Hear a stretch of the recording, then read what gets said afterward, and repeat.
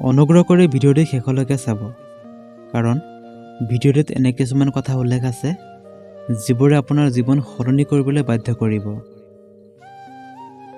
জীৱনত যি কৰিব বিচাৰে তাকে কৰক।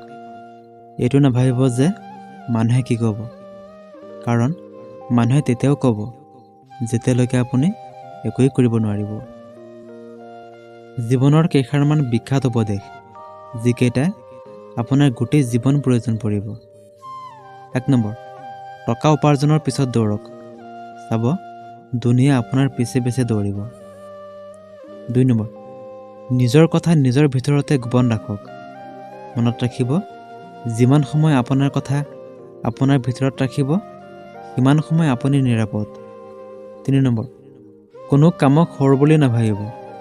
লঘোণ থাকিলেও কোনেও আপোনাক এমুঠি খাবলৈ নিদিয়ে। 4 নম্বৰ, এটা সময়ত সন্তানো তেওঁৰ পিতৃ মাতৃৰ কাষত বোজা হৈ পৰে। সেয়ে চেষ্টা কৰিব বোজা হৈ পৰাৰ আগতে আঁতৰি যাবলৈ।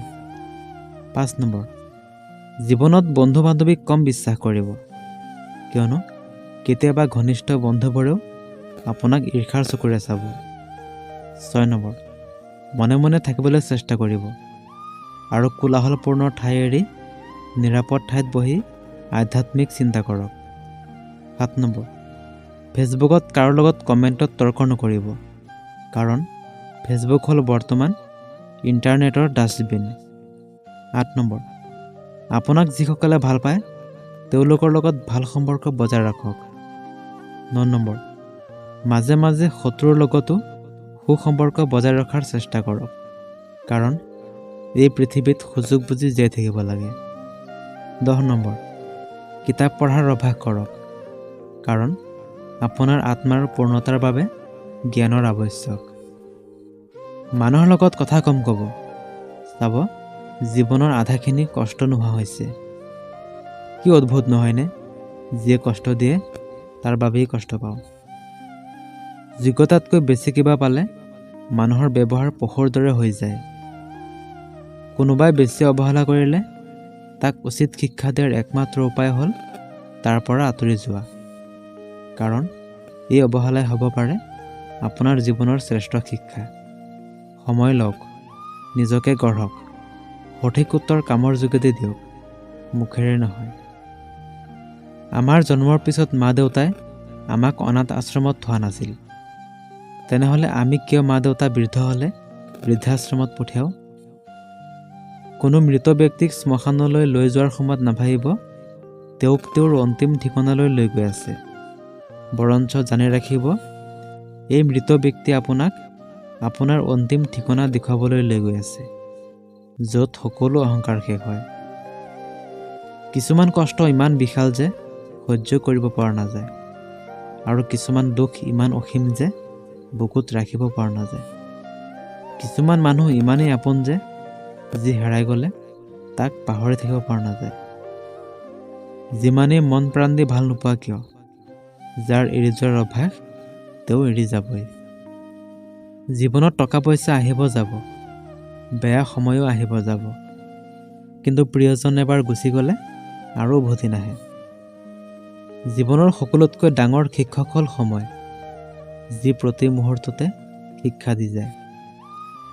এই স্বাৰ্থপৰ পৃথিৱীত কাকো আপোন ভাবিবলৈ নাই। এই পৃথিৱীত সকলোৱে সপোন দেখুৱাই মাজপথত এৰি গুচি যাব, এয়াই স্বাভাৱিক। কাৰোবাক বিশ্বাস কৰাৰ আগতে অন্ততঃ দুবাৰ ভাবক, কাৰণ আজিৰ যুগত বিশ্বাসৰ দাম কোনেও নিদিয়ে।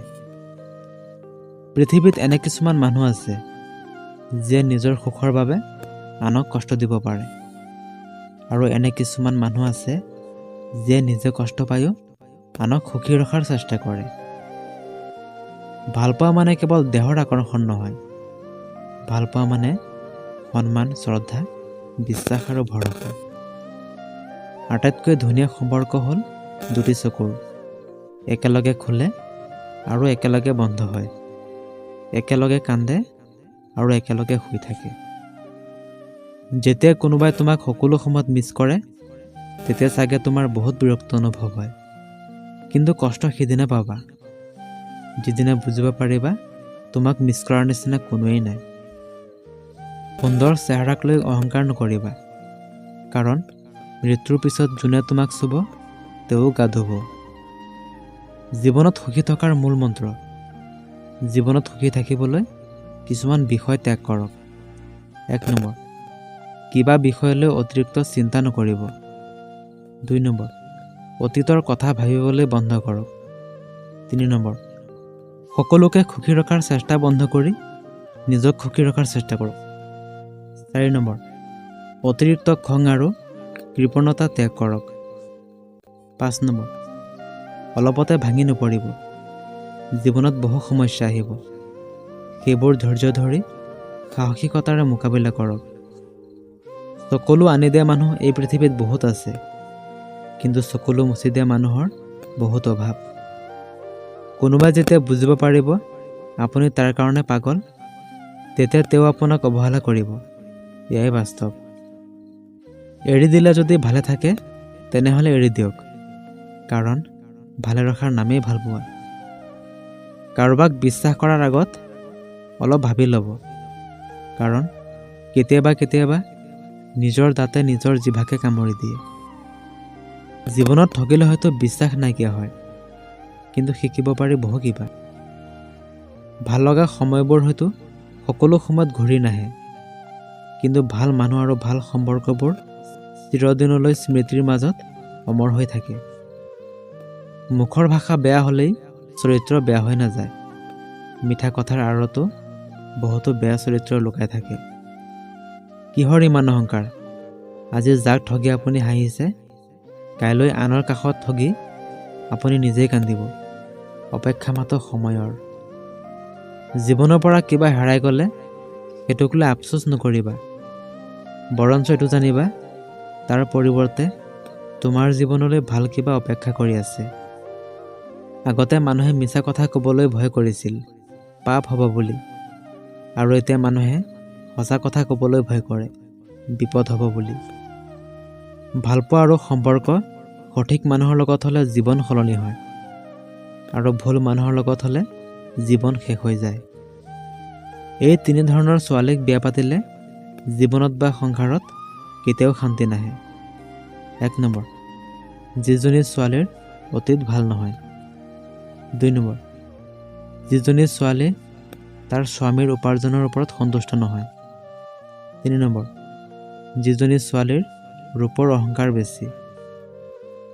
ভিডিঅ'টি চাই কেনে পালে নিশ্চয় কমেণ্ট কৰি জনাব, আৰু চাই ভাল লাগিলে এটা লাইক কৰি দিব।